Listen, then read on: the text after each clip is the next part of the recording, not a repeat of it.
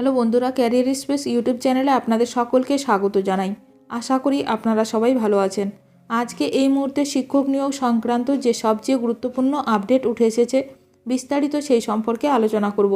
তাই ভিডিওটি অবশ্যই শেষ পর্যন্ত দেখবেন নিয়োগ সংক্রান্ত অনেক নতুন নতুন আপডেট পাওয়ার জন্য। যারা চ্যানেলে নতুন তারা চ্যানেলটিকে সাবস্ক্রাইব করে পাশে থাকা বেল বাটনে প্রেস করে অল নোটিফিকেশানটিকে অন করে রাখবেন, কারণ এমন ধরনের লেটেস্ট আপডেট নিয়ে এই চ্যানেলে সবসময় ভিডিও আপলোড করা হয়ে থাকে। কেন প্রকাশিত হচ্ছে না শিক্ষক নিয়োগের প্যানেল? পর্ষদ সভাপতি গৌতম পালের প্রতিক্রিয়া। কেন প্রকাশিত হচ্ছে না প্রাথমিকের শিক্ষক নিয়োগের প্যানেল?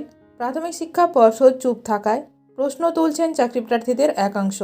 চাকরিপ্রার্থীদের মতে প্যানেল ফের প্রকাশ হলে বোঝা যাবে কতটা অস্বচ্ছতা ছিল নিয়োগে।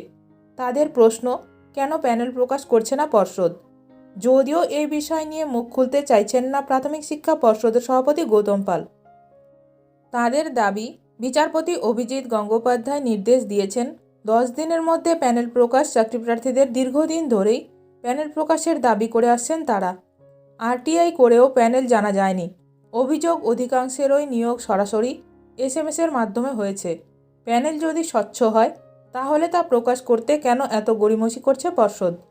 প্রশ্ন প্রাথমিকের 2014 চাকরিপ্রার্থীদের।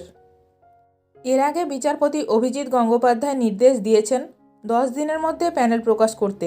চাকরিপ্রার্থীরা জানাচ্ছেন, কলকাতা হাইকোর্টের নির্দেশে 2022-এ প্যানেল কিছু সময়ের জন্য প্রকাশ করেছিল প্রাথমিক শিক্ষা পর্ষদ।